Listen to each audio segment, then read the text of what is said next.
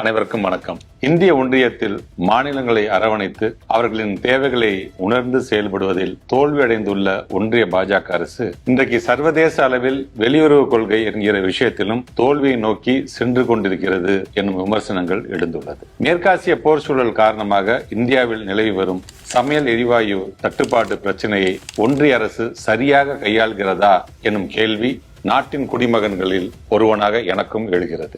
ஏற்கனவே டெல்லியில் தங்களது கட்சியை அடமானம் வைத்துவிட்ட அதிமுக தலைமை பொதுநலன் என்பதையே மறந்து தங்களுடைய எஜமானர்களின் மனதை குளிர வைக்கவே முயற்சி செய்கிறார்கள். அதனால்தான் தங்களது உரிமைகளை பற்றியே பேச துணியாத அவர்கள் வெளியுறவு கொள்கையை பற்றியும் தெரியாமல் கேஸ் சிலிண்டர் விஷயத்தில் மாநில அரசை நோக்கி காற்றில் கத்தி சண்டை போடுகிறார்கள். ஆனால் மார்ச் 10ஆம் தேதியே தமிழ்நாடு அரசின் சார்பில் உயர் அலுவலர்களோடு அவசர ஆலோசனை கூட்டத்தை நடத்தியது. இந்த விவகாரத்தில் விரைந்து தீர்வை காண பிரதமருக்கு கடிதம் எழுதியது.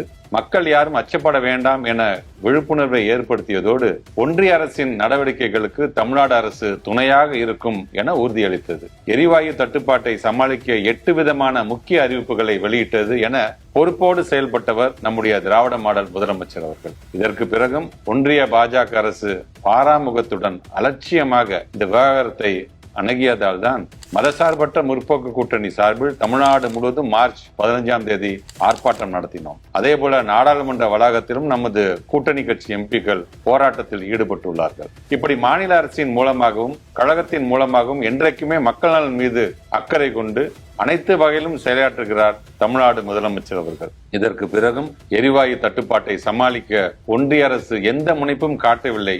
ஆனால் மக்கள் தயாராக இருக்க வேண்டும் என பீதியை கிளப்பியுள்ளார் பிரதமர் அவர்கள். இத்தனைக்கும் பொறுப்பான ஒன்றிய பாஜக அரசு என்ன செய்கிறது என்கிற மக்களின் கேள்விக்கு பதில் கிடைக்குமா?